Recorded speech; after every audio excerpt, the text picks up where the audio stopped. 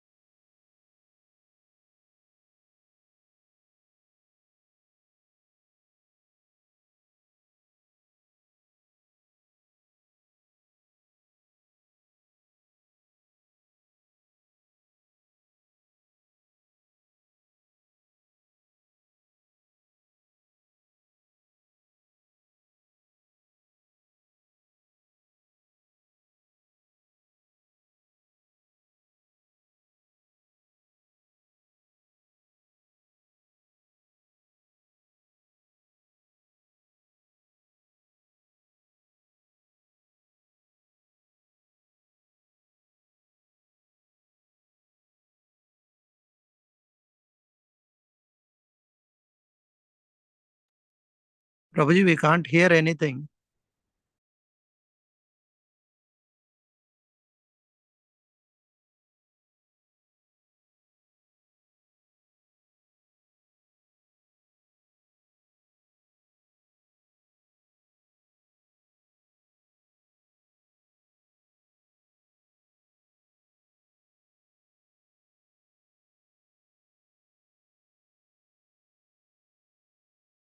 Prabhu Nityananda Shri Advaita Gadadhar Srivasadi Gaura Bhakta Hare Krishna, Krishna Krishna, Hare Hare, Hare Rama, Rama Rama, Hare Hare, Mukham Karoti Vachalam, Pangum Langayate Girim, Yat Kripa Tamaham Bande, Shri Gurun Dinatarinam, परमानन्दमाधवं श्रीचैतन्येश्वरम् ॐ नमो भगवते वासुदेवाय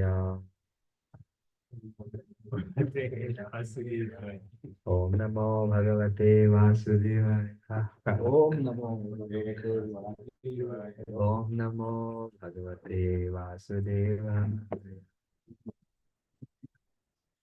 Together, Narayanam Namaskrityam Naram Chaiva Narottamam Devim Saraswatim Vyasam Tato Jaya Nasta Prayeshu Bhagreshu Nityam Bhagavata Sevaya Bhagavati Uttama Shloke Bhaktir Bhavati Naistiki. So you have to speak to the mic. If you move it too much, there's no use. He's adjusting and you are moving. What's the point? Hare Krishna. Yes, bro. You have to maintain that head position. Move it little bit. Move it little bit to your side. Okay, so we are reading from Srimad Bhagavatam, 4th canto, 4th chapter, verse number 20. Karma pravrittam cha nivrittam apittam Karma, pravitram, pravitram, pravitram. vede vivicho bhayalingam ashritam virodhitadyau kapadaika kartari dvayam tatha brahmani karma nichati karma pravrittam cha nivrittam apiritam vede vivicho bhayalingam ashritam विरोधितध्यौ कपदैककर्तरी 20 द्वयं तथा ब्रह्मणि कर्म गच्छति कर्म प्रवृत्तं च निवृत्तम् अपीडितम्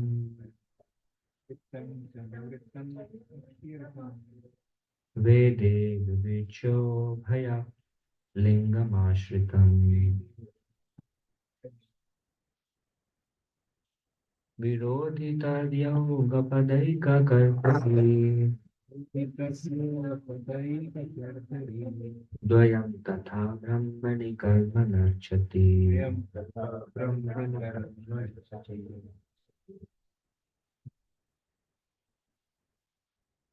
Karma pravrittam janivrittam apiritam कर्म प्रवृत्तं च निवृत्तम् अभियुक्तम् vede viviccho bhayalingam वेदे विविच्यो भयलिङ्गमाश्रितम् विरोधितद्यो गपदैककर्तरि विरोधितद्यो गपदैककर्तरि द्वयं तथा ब्रह्मणि कर्म नर्चति द्वयं तथा ब्रह्मणि कर्म गच्छति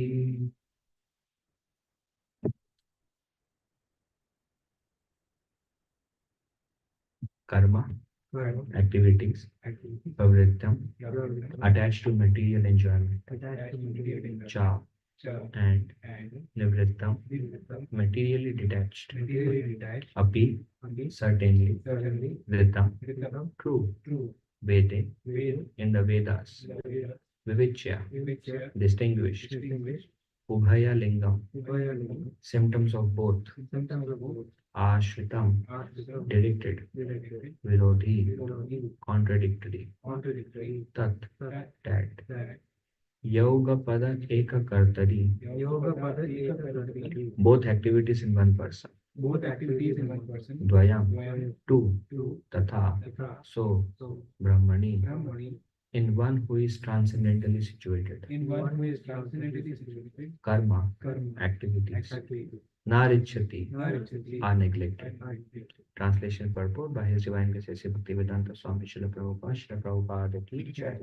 In the Vedas, there are directions for two kinds of activities. Activities for those who are attached to material enjoyment and activities for those who are materially detached.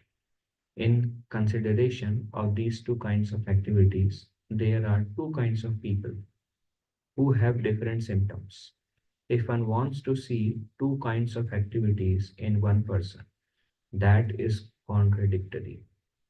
But two kinds of activities may be neglected by a person who is transcendently situated. Purport: the Vedic activities are so designed that the conditioned soul who has come to enjoy the material world may do so under direction, so that at the end he becomes detached from such material enjoyment and is eligible to enter into the transcendental position. The four different social orders, Brahmacharya, Grihastha, Vanaprastha, and Sannyas, gradually train a person to come to the platform of transcendental life. The activities and dress of a Grihastha or householder are different from those of a sannyasi, one in the renounced order of life. It is impossible for one person to adopt both orders. A sannyasi cannot act like a householder, nor can a householder act like a sannyasi. But above these two kinds of people, one who engages in material activities and one who has renounced material activities, there is the person who is transcendental to both. Lord Shiva is in the transcendental position because, as stated before, he is always absorbed in the thought of Lord Vasudeva within himself. Therefore, neither the activities of the Grihastha nor those of the sannyasi in the renounced order can be applicable for him. He is in the Paramhamsa stage, the highest perfectional stage of life. The transcendental position of Lord Shiva is also explained in Bhagavad Gita 250-53. It is stated there that when one fully engages in the transcendental service of the Lord by performing activities without fruitive results, one is elevated to the transcendental position. It is stated there that when one fully engages in the transcendental service of the Lord by performing activities without fruitive results, one is elevated to the transcendental position. At that time, he has no obligation to follow the Vedic injunctions or the different rules and regulations of the Vedas. When one is above the directions of the Vedic ritualistic injunctions for attaining different allurements and is fully absorbed in transcendental thought, which means thought of the Supreme Personality of Godhead in devotional service, one is in the position of Buddhi Yoga or Samadhi or ecstasy. For a person who has attained this stage, neither the Vedic activities for realizing material enjoyment nor those for renunciation are applicable. So these verses are spoken by Mother Sati to Daksha. And she's telling Daksha that there are two kinds of people. One are pravritti and one are nivritticha. So pravritti are those who are attached to material enjoyment. And nivritti are those who are detached from material enjoyment. And Prabhupada relates to pravritti and nivritti to the four ashramas, Varna and ashrama. So there are four ashramas. There is beginning, there is brahmacharya, then there is grihastha ashram, there is vanaprastha ashram, there is sannyas ashram, and then there is brahmana, kshatriya, vaishya, and shudra. And the purpose of these varnashram dharma is so one can become transcendentally engaged eventually. And which ashram one is, or which varna one is defined by the three modes. Krishna says, what is my duty? What is my karma? One's duty is defined by the activities of the three modes. And those who are beyond the three modes have no duty to perform. For example, mode of goodness, then there is duties of a Brahman. All of you. For mode of passion, then there is mode of passion, goodness, there is duties of Kshatriya. Passion and ignorance, there is duties of Vaishya, and ignorance, there is duties of Shudra. So everyone is based on one's mode, one will naturally be inclined towards those duties. as a Kshatriya, Vaishya, Shudra, based on which modes are acting on.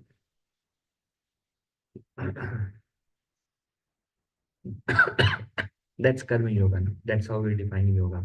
But then, when duties are defined by three modes, when the person is free from three modes, then he is not obliged. Krishna says he has no duty to perform because there is no force on him. These modes actually force a particular duty. When three modes are not acting, then there is no force. That's why the person is liberated.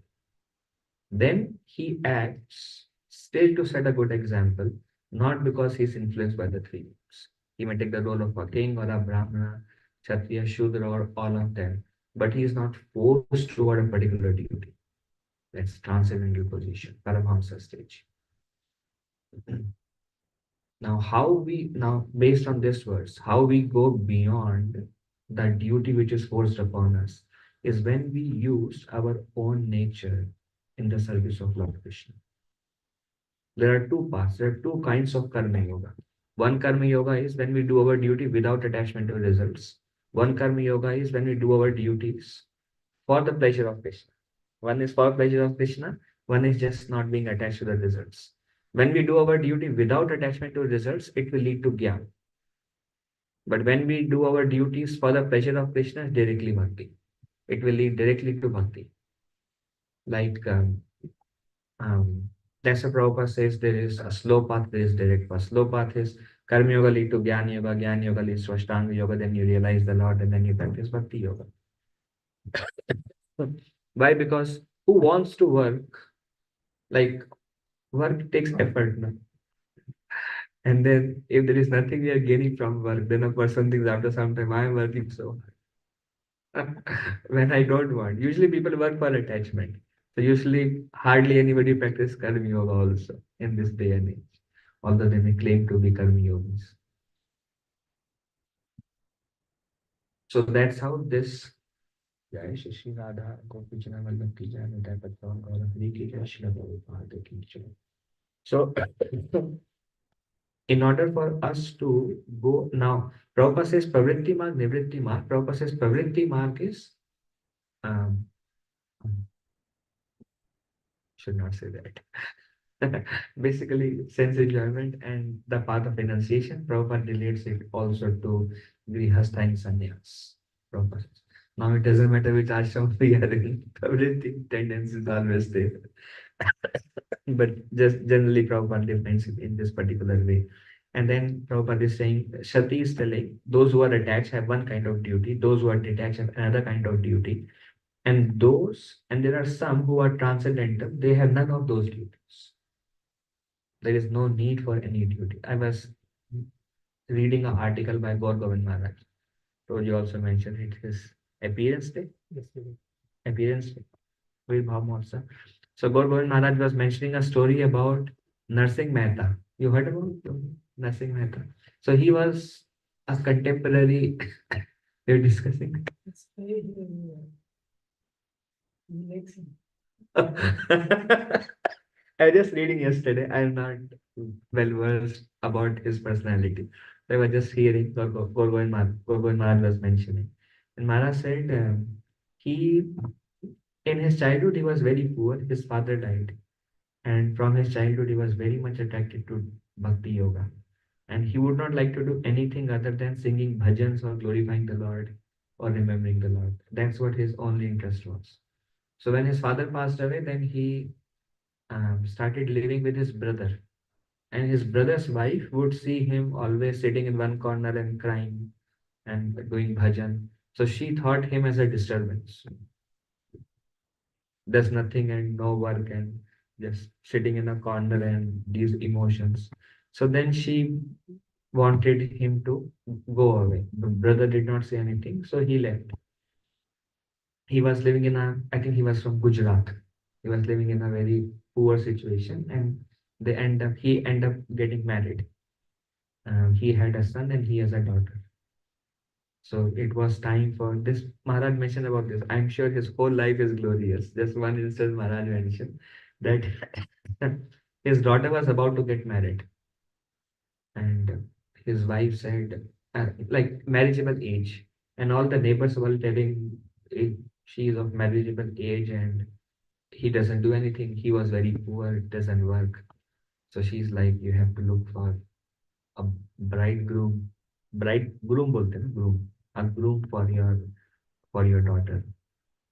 And he says Krishna will arrange. Then she said, Krishna will arrange, but you have to do something about it. And he said, Krishna will arrange. And he would always quote this Yoga Shima Vahamiya, Krishna provides what one lacks. So he is in that Parabhamsa stage. So then um, she was like putting pressure.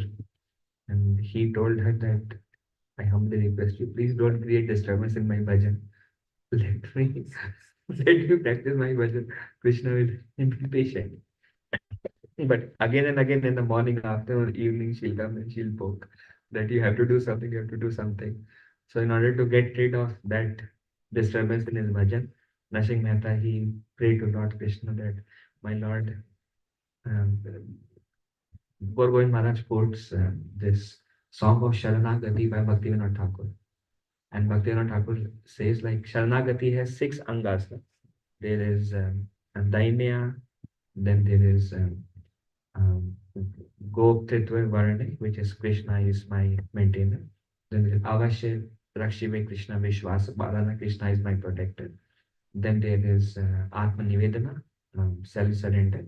And then there is rendering things which are favorable to Krishna, not rendering things which are not favorable to Krishna. And in the introductory to his book Sharanagati, which is a part of Gita Mala, Bhaktivinoda Thakur's book, in the introductory song, Bhaktivinoda Thakur says that Chaitanya Mahaprabhu has descended. Shri Krishna Chaitanya Prabhu Jive Daya Gori. He has come to show mercy on the conditioned soul. How? By teaching Sharanagati, how to do Sharanagati. That's why Mahaprabhu came. And then Bhaktivinoda Thakur says that Amito Adhama, I am very fallen. If you teach me how to surrender, then I can become Uttama. And Bhaktivinoda Thakur also says that whoever follows these 6 limbs of surrender, his prayers, Nanda Kishore will certainly hear. Bhaktivinoda Thakur says that. So then Bhaktivinoda Thakur describes through his life song that he wrote this at the very end of his life. Bhaktivinoda Thakur wrote many songs on each of the 6 sections. So in one of the section, it's called Atma Nivedan, where Bhaktivinoda Thakur wrote a song, I think the 5th song, 4th or 5th song in Atma Nivedan. There he says Bhaktivinoda Thakur is teaching the path of self-surrender. And he says, my Lord, I surrender myself to you along with my mind, my family and my family members. Now, since I have surrendered everything to you, so the maintenance of the family is yours now. Because now I have surrendered to you. So now it's your family. Manasa deho geho jo ki chumar arpilu tuva pade nanda kishore. So now it's maintaining of my family members is your duty because your family, not my family. Now I've surrendered. It's Atma Nivedan. So then he says that if the duties are not performed, criticism will come to you because it's your family. You are the one who has to maintain. I am free to do my bhajan. This is Bhaktivinoda Thakur teaching the path of Atmanivedan, self-surrender. So Nrsimha Mehta, he was quoting this. I mean, not that he is quoting this because Bhaktivinoda Thakur came later. Bhaktivinoda Thakur came in 1800 like 40s, 1830s, 1840s. Because 1896 he sent the book, na? First teaching and perception. So in 1800, maybe early 1800, I think 1914 he departed to the 14 or 15, yeah. 1 year before. Yes, probably. Yeah. And Bhaktivinoda Thakur. 14, 15. So must be 1950s or 1940s, Bhaktivinoda Thakur. 1840s. And Nrsimha Mehta is in like 1500 AD. So Govind Maharaj is relating what Bhaktivinoda Thakur is writing to the consciousness of Nrsimha Mehta.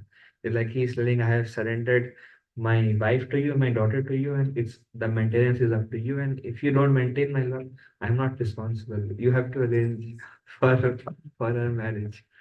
Then there was one person who was walking by. He had a grown-up son, and he was looking for a marriage.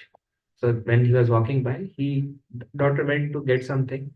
So the boy was attracted, and he then came with a proposal. And Nursing Mehta was like, "My God, thank you for arranging." Then they look for a date for the marriage, and there was no date in that year. The only date is after 4 days. After that, the next date is the next year. So they said, let's fix the marriage after 4 days. So then, okay. Then he again started doing bhajan. Then immediately his wife came and he said, "Sir, it will take lakhs of rupees. Otherwise, it will be so much shame. How will you give the gift and the ornaments and the dowry? And how will you receive? They will come with, on their ghoda with so much pomp and show. What will you do?" So he said, "Again, you are disturbing, creating disturbance in my budget. Let me do my budget. Krishna will arrange." He said, "Krishna will arrange, but how will Krishna arrange? You have to do something. Then only Krishna will arrange." Then, but Nasimat is transcendental scene. It reminds me of Shiva's Hakpa, the example also. We cannot copy. then, then she said, "How will Krishna? You have to do something." He said, "No, Krishna will arrange." Then she said, "No, you have to." Then he said, "How can I earn lakhs of rupees in 4 days?" Anyways, I cannot do anything. So Krishna will arrange anyways. Then she said, "No, no, no, you have to do something." Then he asked her, "What do I do?" Then she said, she gave him this jewelries and so whatever she got from her home. So their Mara says the bank balance of a wife is her ornaments. It's like a bank balance for her. So she gave and she said, "Approach a rich man." He said, "I can't even take a loan from anybody because they know I don't earn anything. Nobody will give because how will I pay back?" So there is no possibility of earning the money. So she gave him and she said, "Go and find a rich man and give this and get the money. Let's get the marriage done." So he said, "Okay." So he was going. Then he saw a flyer. And there was Bhagavad Saptah. So started hearing about Krishna. And it was day and night Bhagavad Saptah. Day and night he heard. And he became so absorbed. 7 days over. Then then he asked, "What is the date?" Then he said, "Oh, marriage was in 4 days. It's 3 days over." And then he was thinking, "What will I tell my wife? What happened there?" So then he thought, but Maharaj says, then he thought, "I will go and tell my wife that actually I had to go very far. I could not find any jamindar and I went so far that to come back took me a week." So he was thinking like this. And then he left the thought and then he's doing his bhajan and he came back. And there were people talking when he went to the village and they said, um, "What a royal marriage of Nasib Mehta's. We don't know how he arranged." Everybody like pomp and show, delicious prasadam, everything in abundance. Everybody like like the whole village and everybody who came became very wealthy and rich and wonderful experience. So everybody was talking. So he said, "Whose marriage are you talking about?" "Your daughter is married." So then he came back and he asked his wife with little confidence. He said, "So how was the marriage?" She said, "Amazing." Then then he said, "What happened?" Then he says, "After you left, there was a 10.5 years old blackish boy. He came and he came with a cart full of like ghee, butter, yogurt, ornaments, and there was no space to store. So we rented another cottage and then we stored everything. And then he said, "You have sent him. I thought you got the loan and that's why you were sent." So even if you're not there, you're happy that everything arranged. So then everything was donated and then he left. And Maharaj mentions that there were many instances like this in the life of Narsimha. And very soon he had a son also. Son passed away, and his wife passed away, and daughter anyways was married. So he thought, "Oh, now I can do my budget." So that also that feeling was there in Nasim Mehta, and his whole life, and he wrote like more than 750 Vaishnav songs, and it's all like, who is a Vaishnav? It's like a Vaishnav is one who does not criticize anybody, and he just, there's many songs. I mean, just a little bit Maharaj mentions about it. And there is Krishna Karnamrita Bindu by Madhavananda Prabhu, that magazine. In that also, he wrote a whole article on Madhavananda Prabhu on the same matter. I think it was Gaur Govind Maharaj mentioned about it. So I was relating this verse where it says, and Lord Shiva was in Paramhamsa stage. So their activity, there are those who are attached, they do certain act. There are those who are detached, they do certain activity. But then there are those who are Paramhamsa. So for them, there is no activity because every activity is motivated by pleasing Krishna. So I was thinking at one stage, we pray to Krishna to ask things which are favorable for us.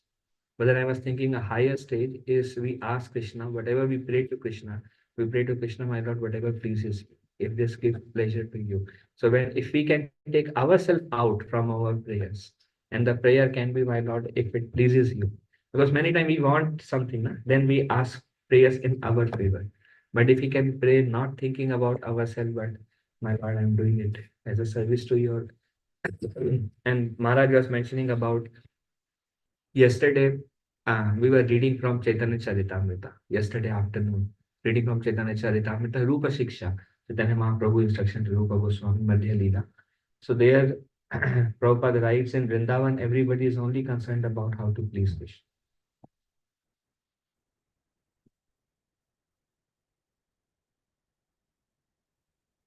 That's all I have. This is very important to add something, please.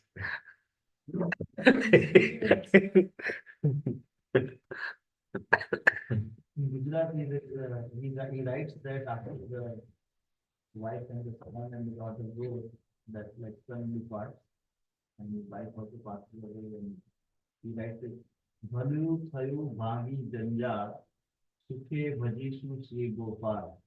Bhalu Thayu, अच्छा हुआ, Bhalu Thayu Bhagi Janjar. Janjar means something that he, Disturbance. that was bothering. So whatever was bothering is gone. Bhalu Thayu Bhagi Janjar, Sukhe Bhajisu. I'll be doing my bhajan with a lot of happiness. और सुखे भजिशु श्री गोपाल गोपाल का भजन करेंगे. We will do worship Gopal very happily. That all of this Like he was so attracted to Hari Bhajan that nothing was like, no attachment or nothing was an obstacle for it. I mean, this famous song Vaishnava Jan to tene kahi in by nothing. nothing. All the like following the Vaishnava Vaishnava. right? Very wonderful song. Very close to our Chaitanya Mahaprabhu's teachings actually. One of the songs he writes this one that he's talking about bhakti, and then he says, "E rasano swara shankara jane." Like about bhakti, who knows? Lord Shiva. "E rasano swara shankara jane, ke jane shukta jogi re." Like Shukdev Goswami is another person who knows about what is the value or the rasa or the of bhakti. "E rasano swara shankara jane, ke jane shukta jogi re, kahi ek jane vrajni re gopi." The gopis of the Vraj also know that. And Bhane Narsayo Bhogi Re. I'm Bhogi, but I'm learning this, that these three individuals or these three personalities, these two kind of personalities know what is the value of bhakti. So he considers himself very invaluable, like all the nice devotees who do that. But he has written a very wonderful song, which is very close to our, Chaitanya. It is said that Sri Chaitanya, some interaction is there between him and Chaitanya Mahaprabhu, who was initiated or his guru, or something is there. Because Mahaprabhu was 1486 and he was in the 1500s. Mahaprabhu, actually, I don't know if he ever visited Gujarat, but before that, it was only Balakrishna worship was there. But then Gopi, Bhav and all this, we get to hear from his songs about Krishna's interaction, and then he wrote a very famous morning time Jagane Jadava Shri Krishna Govaya. Describing Krishna waking up and go to the herding the cows, and very beautifully he writes that. That's very common in morning time. People play in their houses like in morning. Like when the Prabhupada in southern India, something similar to that.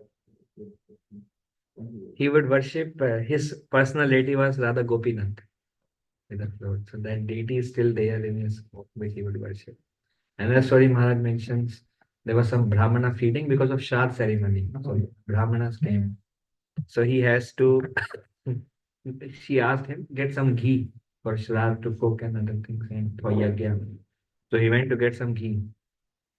But he was so attached that everything was a disturbance for him. Then somebody asked him, can you sing something about Hari? So he started singing about Hari.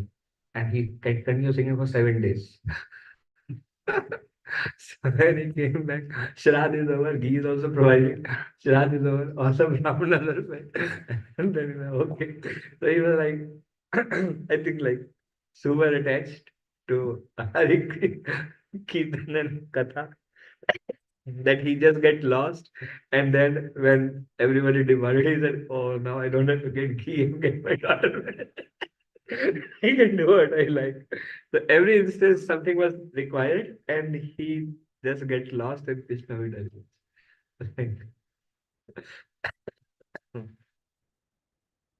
Anything else?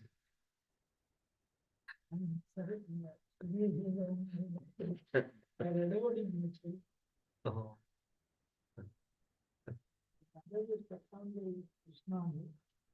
oh, He also had the vision of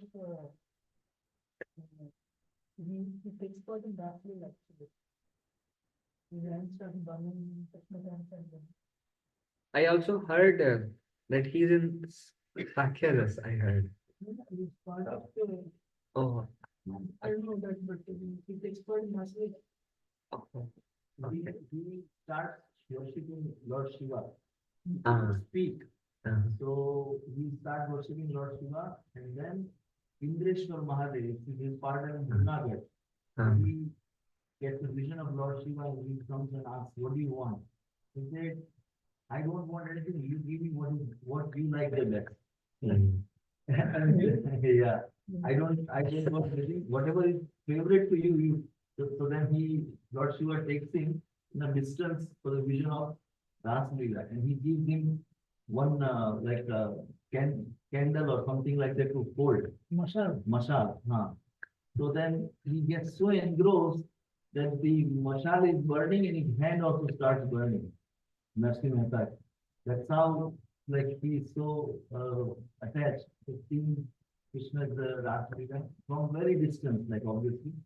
And that vision, so then obviously Shankar Bhagavan makes the hand hand right, and then he gives him Krishna. That's how he gets the Krishna Bhakti. Thank you all for joining. If I spoke anything wrong, please forgive me as a humble servant. Srila Prabhupada ki jai. Ananta Koti Vaishnava ki jai. Thank you very much. Hare Krishna. Jai Prabhuji, Hare Krishna. Thank you, Prabhu. Hare Krishna. Hare Krishna.